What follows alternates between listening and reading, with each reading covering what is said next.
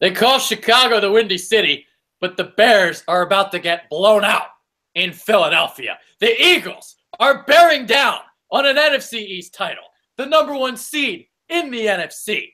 Oh my God, what a season it's been. James Worthington is here. I'm Adrian Fedke. The Bears are coming to town. The Bears. Is there a trap coming? The Bears are coming, man. It's not the Bears team we're used to back when this team was as good as they were now in the early 2000s, but they shouldn't be taken lightly. It's still an NFL team, an underrated defense, decent running game. So got to come to play, but this is a very winnable game for us before this tough stretch coming up. Very winnable. Yeah, that's I'd say that's the case as well. But I'll ask you the question right for the jump because, I got an interesting text from EDP the other day, and he asked me, he's like, who would you consider the best Bears player? And I had to really think about that for a second. What do you think? Who is their best player? I mean, there's a couple names that come to mind. Obviously, you have Jordan Howard, but I think that a lot of that has to do with their interior line play. You have Josh Sitton, Kyle Long, Cody Whitehair. All three of those are quality guys. Then you also have Danny Trevathan on defense and Leonard Floyd. So there's a couple names. There's some quality players there. If I'd say the best out of them, I got to say it's between, in my opinion, Kyle Long and Trevathan. But I know you have a guy on your mind you like too. Yeah. I think Trevathan is their best player, but he is hurt right now. He's got a calf injury. He did not practice today. He'll probably be questionable. We'll see if he comes back or not. But considering he's on Chicago, maybe they'll just, sit him out again. I think the guy that's having the best season for them is Akeem Hicks on their defensive line. And it's actually a pretty stout defensive line overall. Their defense is a little underrated. Eddie Goldman is a mammoth nose tackle. Mitch Unrein on the D-line. And then you got Akeem Hicks, who's been causing a lot of chaos this season. And then you look at the rest of the front seven. You got Leonard Floyd coming off the one edge, and he's starting to come into his own a little bit. Danny Trevathan, inside linebacker, but he may not play. Christian Jones they have. Nick I don't know how to pronounce his last name, but Kwiatkowski. He made a play last week. I just got done watching some of the Bears and Lions game from last week. Finished about a quarter and a half. So, pretty good front seven. I do think the corners can be had a little bit. Prince Amukamara, when he's actually healthy, he's pretty good. And then on the other side, you got Kyle Fuller. Adrian Amos is another really good player for them, their safety. So basically all their best players are on their O-line or defense. Yeah, not to mention also Eddie Jackson's been having a pretty solid year as a rookie. I've seen him make some plays. I haven't watched too much of the Bears this year, but I've seen highlights and everything. But yeah, the Bears they're an up and coming team. Right now they've had their ups and their downs, but they've kept a lot of games close. They haven't really asked their quarterback, Trubisky, to do much yet. They've really relied heavily on the running game with Cohen and Howard, obviously. And that's a nice little player they got there, and Tarek Cohen, too. So, got to keep an eye on him. I know he got his touches back up last week, which a lot of fantasy people probably liked because I know he was kind of dipping there. Yep. But, yeah, like I said, man, winnable game, and it's really a tough stretch going ahead. So they got to take care of business and get to that win number 10. Well, the great thing is I don't think the Bears are even close to having a recipe to beat the Eagles because they like to run the ball. John Fox, kind of limiting. Well, he didn't really limit Trubisky last week. He threw the ball 30 times. But overall, he's been predominantly running the football, being kind of safe with Trubisky, a lot of bootlegs for him. He likes to throw on the move. He's really good at that. So if they try and run the ball a lot, good luck. I know the Eagles kind of had a little bit of trouble in the second half against the Cowboys in the running attack and stuff like that. But you try to run the ball, you're not going to be able to. And I just don't see how the Bears are going to score points. Even if they do try and run the ball on us, Dallas, they beat us in time possession in the first half and they were winning. But I think if they try and run the ball on us, I just don't think they have the horses to stop us on offense. Not to mention, Alshon's going to be real fired up playing against his old team again. Oh, yes. Yeah, which is huge, and I'm looking for it. I just put 2 and 2 together today, and I'm like, oh, shit, he's playing against the Bears. So I look for him and Wentz to continue that chemistry. And I just – we said we thought they'd start out fast last week. They obviously didn't. They were a little rusty. But that second-half game plan that was put together, these coaches are just so good scheming against the opponents. I completely agree with you. I trust our coaches and our talent over pretty much anybody right now. Doug Peterson and Schwartz are having probably their best 2 coaching jobs they've ever had, honestly. Yeah. And you look at Jeffrey, his production continues to increase. Aguilar has been kind of lost a little bit. He hasn't played as well recently, but Jeffrey's the one that's really stepped up his game. So he didn't have, let's see. Okay, so he's only had 4 more receptions in a game 4 times, but 3 of them have come in the last 5. So he's starting to find the end zone as well. 4 touchdowns in his last 3 games. So he and Wentz really starting to find that cohesion together. Yeah, definitely. And it started a little bit before Ertz was out, but then you saw when Ertz was out what Jeffrey did and how I think Wentz targeted him like 12 or 13 times in that game. And that was huge. I think Wentz kind of gained some trust in him there because Ertz is his number 1 guy. And then last week Ertz was kind of schemed out. Byron Jones kind of took him out of the game. Good player for Dallas. Aguilar last week, he's been dipped. His production's dipped, but I know Wentz missed him across the middle wide open a couple times. Oh, I remember that play. Oh, yeah. I was, hitting myself. But, so, I mean, I still think Aguilar's, done a lot better this year, obviously, and he's actually somebody we can rely on. But, yeah, this is what we expected to happen with Alshon and Wentz, as we've talked about. We thought they would continue developing chemistry, and that's kind of what we attributed his slow start to. And, yeah, we're seeing it happen, man. So what better game than against his old team than to come out and, I don't know, throw up 100 yards and 2 touchdowns maybe. Maybe, 8 catches. I'd like that stat line a little bit. There you go. All right. Something else I want to get into. The 2-point conversion. This is something that obviously without the kicker last week, the Eagles went for 2. They got 3 of 4 2-point conversions. They went for a 4th and 5. They got it. So in the overall scheme of things, without a kicker, they actually scored 5 extra points than they would have had they had Jake Elliott in there. And who knows? He might have missed an extra point again. So maybe it would have been 6. But Eagles right now, during Doug Peterson's tenure, 10 of 13 on 2-point conversions, 76.9%. And then they're also the best red zone team in the NFL this season at, I believe it's like 74%. So these 2-point tries, I'm starting to get into that almost a mode where I almost want to go for 2 every time. Yeah, I mean, I know Doug Peterson said he actually considered going without a kicker for a couple of weeks. I mean, I think if we need a field goal to win it, I'm a little scared about that. Oh, yeah. But, yeah, I mean, hell, man. I mean, you can't argue with the numbers, and it's the larger the sample size, it's stayed consistent. They scheme it up really well. He said they used their 2 go-to 2-point plays last game, and then they went into their kind of, goal-to-go offense type deal. And it was effective. And I think that, we have Wentz reading the line of scrimmage. They kind of give him the option to, a couple plays to run it, and he kind of schemes it up.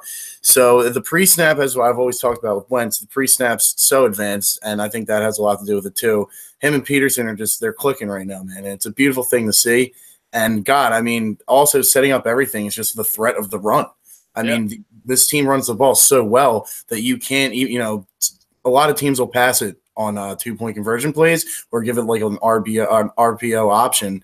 But, they have to guard against us inside, and that gives Wentz so much, opportunity on the outside. And then you have even the emergence of Corey Clement, who just seemingly keeps finding the end zone now. So 4 touchdowns in his last 2 games because he had 3 against the Broncos and had another one last week and also had a 2-point conversion. So, dude, he's turning it on. Clement, no more Smallwood. He's going to get cut or traded during the offseason. I'm so happy, man. I mean, I saw a little bit of potential in Clement. I liked just his work ethic, having to come as an undrafted free agent. In the weakest part of his game, he's improved vastly, which is his pass catching ability. I mean, every one of our backs brings something different to the table, and I love it. It's awesome. They all seem to, be really close together. They like watching each other play, and it's just a really good thing to see. I don't know if you saw the video when Ajayi got caught on the touchdown run. But they were talking, they were talking shit on him, saying, "Oh, you're slow. My speed's going down to a 70 in Madden." I thought that was great, man, and it speaks volumes again to the team chemistry. And anytime you have backs being unselfish like that, I think that's a really rare thing in the NFL. So that's a credit to Deuce Staley, Doug Peterson, and just the team in general. Yeah, and the thing about that play too is like I heard a lot of people that were like, Ajayi doesn't have the long speed per se. Dude, listen. That's Byron Jones catching you from behind, all right? Like that's the dude that set that what's that thing he did at the combine? That broad jump. There you go. I mean, an athletic freak. He ran, I don't know what he ran at the 40, but I'm going to say it was something in the 4.3s. So to have that man catch you from behind, it's really not that big of a deal. Yeah, I mean, he wasn't even getting that much work in Miami. Like, I'm not saying he's out of shape, but God, 71 yards, and he hits the hole hard and fast. So, he got a little gas. So what? Yeah. This team's the best red zone team in the NFL, like you just said, and they put it in. Doesn't matter, man. But yeah, I mean, Byron Jones is an absolute monster. Again, he took out Ertz pretty much the whole game, and it takes someone special to do that. So I'm not too worried about Ajayi's top end speed. I mean, we really don't have who's the fastest guy on our offense, like Aguilar, Smith, like. Aguilar. Yeah, which speed usually kills, but also scheme kills. So I'm fine. Yeah, there you go. Well, you were talking about putting it in there for a couple seconds. Speaking of putting it in, Fletcher Cox putting it in another man's wife. You want to talk about deep penetration on and off the field? Kudos, Fletcher. Kudos. Just keep him away from your wife. Yeah, man. I mean, hell, dude, he's got to play on the field and keep his game up, keep his focus up off the field. So he knows he's got to get that deep penetration in there. So he was just practicing a little bit. But is that story really true? He's getting sued. Like, can you actually sue somebody for like having sex with your wife? I didn't know that was a thing. I guess it's a law in wherever this guy's suing from. I just saw that article flash on Twitter, and I had to make a little deep penetration comment, of course. Hopefully it's not a distraction. I feel like he'll be the butt of some jokes in the locker room. Oh, he's gonna be the butt of so many jokes. Oh my god, he's goofy. So he'll love it. So yeah, I mean, hell, man, he's Fletcher Cox. He can do whatever he wants. I'll tell you what, though, that's going to be a hell of a matchup. The interior of the offensive line of Chicago going against Timmy Jernigan, Fletcher Cox. That's going to be a lot of fun, man, because like you said, they got Josh Sitton, Kyle Long, Cody Whitehair. Their tackles stink, but the interior pretty good. Yeah, 100%. And I think that's going to get Jernigan and Cox and Allen just, ramped up. I think they're going to be looking forward to this. Any competitor, especially in the professional level, they look forward to playing against elite competition. And like we've talked in the past, Fletcher Cox is probably the best bull rusher in the NFL. So we'll see what he does to them. I think it'll be 50-50 probably in the first half, but I think as the game goes, they're going to wear down. And just Cox and Jernigan, man, they're monsters. They're absolute monsters. So happy that we have both of them for the next 4 years. Yeah.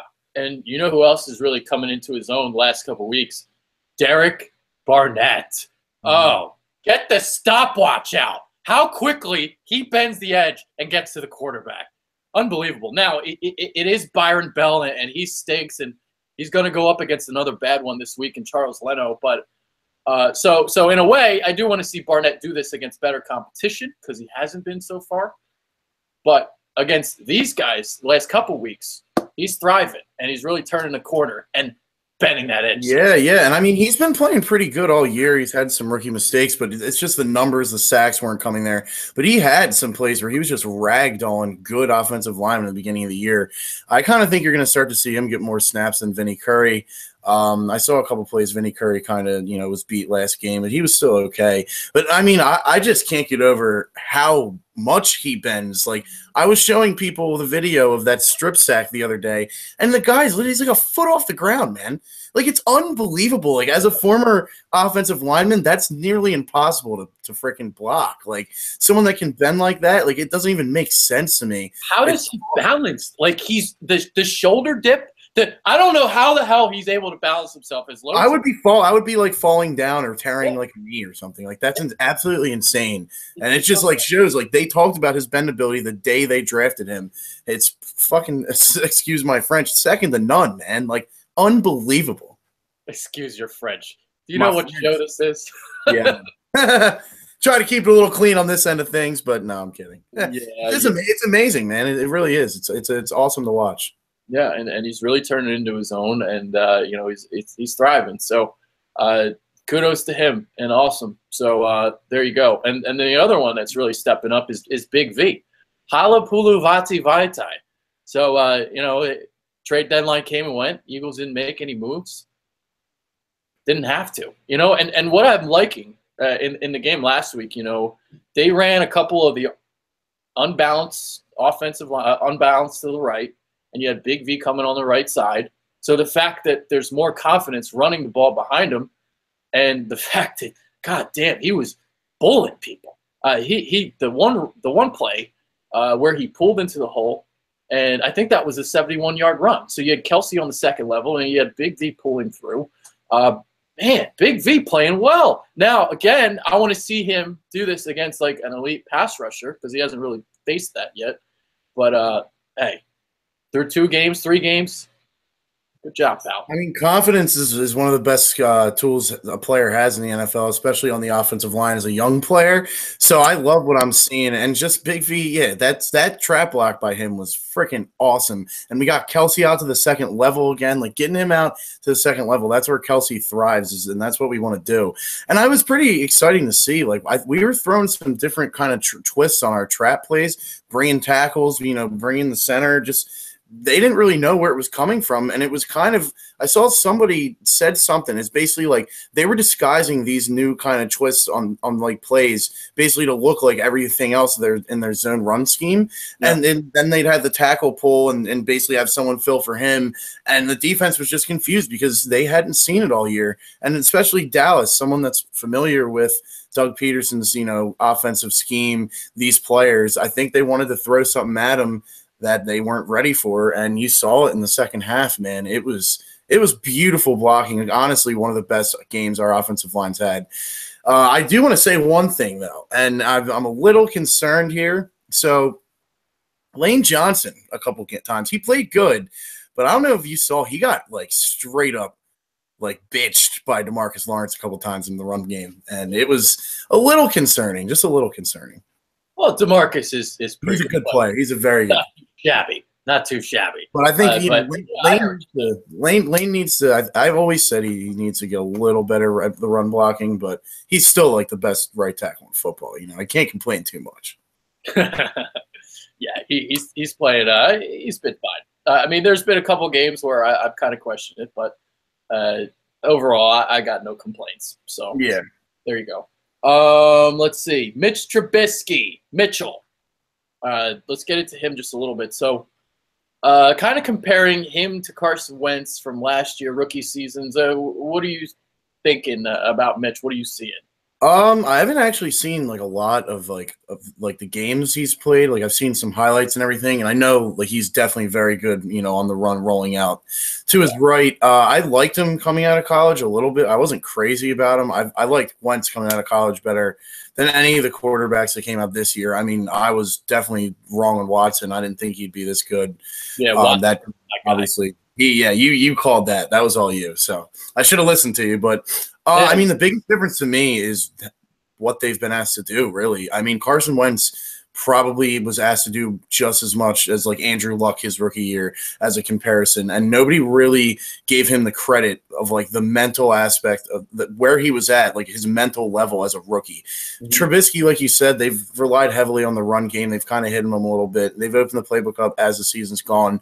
We'll see. I mean, this defense, man, that we have is ferocious. I don't know if they're going to want to expose Trubisky too much to this defense. He could throw 3 picks. He could get sacked 5 times or hit 10 times. I mean, it's crazy. And I think therein lies the difference is like you might want to hide Trubisky at this stage of his career, whereas Wentz last year was running our offense, throwing the ball 50 times a game. And, made some mistakes, but you could see it. He flashed greatness. His pre-snap was still good, and he knew how smart he was. You don't hear all that about Trubisky saying he's this genius or anything. I think he's definitely got a shot to be a solid quarterback, though. I want to see more, and I want to see them let him do more. But, this game, if they let him do more, it might be a mistake. So I'm looking at his game log right now. He's actually registered over 30 pass attempts in his last 3 games. Really? Yeah, but you had 2 games here where he was 8 of 16, the one against Baltimore. And then he only threw it 7 times against Carolina because Eddie Jackson had those 2 run backs. So 4 of 7 in that game. But last 3, so against New Orleans, he was 14 of 32, 164 yards with a pick. Against Green Bay, not a good defense, 21 of 35, 297 yards and a touchdown. So the numbers look good there, but again, not a good defense. 18 of 30 for 179 yards and a score against Detroit. So, and I'd say Detroit, I mean, that's a good defense, but it ain't Philly. So if he's throwing for like 180 against Detroit, not really liking his prospects here in Philly. Yeah, no, not at all. I mean, in his defense, he doesn't really have that much to work with in the receiving game. I mean, Zach Miller, even, he's a decent tight end. Like, I don't even know what. I hope he's okay. Like that, I heard he was having some serious surgery, and they lost Kevin White, so he doesn't have much to work with now. The run game is nice for him as a rookie quarterback. That's the rookie quarterback's best friend. But yeah, I mean, Baltimore and Carolina, I know it was earlier in the year, but those defenses are more comparable to us than the last couple you mentioned. New Orleans is up there. They're a solid defense. So, but he went 14-32 against them. So we're a quality defense. I mean, Darby's back. We have 3 great corners right now. I mean, it's awesome, man. I mean, who's their biggest receiving threat right now? Like, I can't even think of one. Wow. Who the fuck even are their receivers? Let me look. I have their depth chart. Kendall Wright, Marcus Wheaton, Dontrell Inman, Josh Bellamy. Dontrell Inman, the quarter and a half that I watched, he made like 2 catches. He's from San Diego. Or I guess the Chargers, I should say. So Kendall Wright is their best receiver. Oh God. Yeah, I mean if they line up right in the slot. I mean, you saw what Robinson did to Beasley last week. Yeah, that was awesome. By the way he played, that was amazing. Dude, when you watch the film on that too, like Beasley had separation on him. The way he closed late and just those long. Dude, Robinson's going to get paid this offseason. We're not going to be able to resign him. Yeah, no, we're not going to resign him. And it's because we have Jones coming back, and then, we'll have Jalen Mills. Ideally, Jones and, Darby are our starters. Mills comes on, he probably kick Darby or Jones to the slot because Mills is not a slot guy. And, imagine that. That's 3 very good corners. Jalen Mills, I mean, who do you think's the most improved player on this team this year besides Carson Wentz? Like, Patrick Robinson – looked like he was going to get cut, and he's like a Pro Bowl caliber player. Jalen Mills, I mean, he's been great. Like, that's a crazy question to think about even, too. If it's not Nelson Aguilar, it's Jalen Mills. Yeah, Aguilar is definitely – I mean, Aguilar was like the lowest of the low. So, it's been great, man. Everybody's been improving, and just the play is not – you're expecting it to plateau or dip, and it just hasn't. And I don't even know if this team's hit their peak yet. That's what I keep saying, And, dude, I said it on the show yesterday. People got mad. So I'm going to say it again. I'm not scared. The Eagles are not going to lose a game for the rest of the season. Yeah, I mean, it depends, obviously, that last game. We'll see if they're playing for anything come week 7. I mean, hell, even if they're not playing for anything, the way Dallas has been, like, we might beat them anyway. Yeah. Our backups are still, some of them are very quality starters on other teams. The depth of this team is great. And obviously we've seen it because we're not bitching about our injuries like some other teams in the NFL are. So, yeah, I mean, I'm not. I could see him going 14-2 and losing that last game, locking up home field. What I'm scared about is just having basically 2 weeks off. Like, yeah. You come out rusty in a playoff game. I don't care if it's home. You can't do that. Can't do that. No, you're right. Now there is a method behind my madness because, if we had to play Seattle with the whole Legion of Boom, that's a loss. Well, guess what? We're not playing Richard Sherman. So that's a win now. I really believe so. I'm not really sold on Seattle this year. Philly 500 and I did, our little show yesterday. We didn't even have Seattle making the playoffs. We projected ahead. And then even when you look at the Rams, Robert Woods might not play. And Robert Woods has been tremendous for them. Yeah. You have him on your fantasy team, you know exactly what I'm talking about. He's got gone for 30+ each game. And PPR, I mean, he's catching balls left and right. It's insane, man. Robert Woods, I liked him coming out of school, honestly. I did. So I'm not surprised to see him doing good. I didn't expect him to do this good. I thought Watkins would be a little more involved, but, what the hell's up with him anyway? He's so much talent. And he's just like a bomb. Yeah, I don't know. I'm not ready to, I think it's my bias, but Wentz is better than Goff. They're not losing that game. That's what's going on in my head, basically. Well, Goff has great numbers, but I don't look at numbers when I look at play. I look at his ball placement, and it's not like Wentz. It's just not, especially when he's pressured. He gets rattled by pressure. He's not Wentz. He's not. Sorry. He can't scramble like him. Well, I'm not like everybody's like kind of sucking his dick. I'm not. I mean, the pre-snap's not there. It's Adam McVay or Sean McVay. God, I always say Adam McVay. I don't know why. No, yeah, it's Sean McVay. I mean, he's a freaking mastermind. That guy. It's unbelievable the turnaround the Rams have had, and it's all because of him. Honestly, it's same roster pretty much. So when I watch their offense, guys are just running free. It's wide open. Yeah, it's absolutely insane, and it's all. I mean, I'm happy to watch as a football fan. I hate it as an Eagles fan, but I think that again, just going back to the coaching job, it's unreal, man. I mean, there's been one I think badly coached game, and that was the Kansas City loss because we didn't run the football, and the players told Doug Peterson, "You brought this guy in here, run the ball," and look what's happened since. I love that he's listening. Me too. Thank God he's listening because. Chip Kelly or whoever else, because so many coaches are stubborn. I've made this point before, but it's like when you have like reporters questioning you and about your decisions, your tendency is to keep doing what you want to do because pride comes into play. Mm-hmm. And Doug is just like, well, I want to win football games. Gosh, I just want to win some football. Yeah, it's crazy. There's a lot of like A-type personalities in the NFL as coaches, as players, and Doug is I think he's definitely a B-type, which is not to say he's not a leader. He is. He obviously is. The players love playing for him, and that's huge. And I think it's like we talked about, style of coaching might be changing in the NFL, just as like society's kind of changing, the way people are changing, People don't like to be screamed at all the time anymore. They like to be kind of talked to. They like to be heard and respected. And another thing that's huge that I think's helped Doug a lot is just, I touched on it last week, and he actually confirmed it this week in an interview on WIP, saying that this team basically polices itself. The leadership's so strong in the locker room, he doesn't even have to worry about it. At halftime, he said he didn't even say much to him. He said, we'll be fine. They were in their position groups. They were talking. The leaders were talking. The coaches were talking. And he said he really didn't have to say anything. And like, they didn't change much. They threw a couple twists on things, and look what happened, 30-0 in the second half. So, I mean, these guys police themselves, and that's huge in football.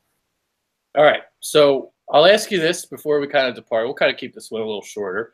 I know you got to get out of here. So who are you scared of? Well, I should say, who are you most scared of in the NFC? Because I'm not scared of anybody. I don't think you are either.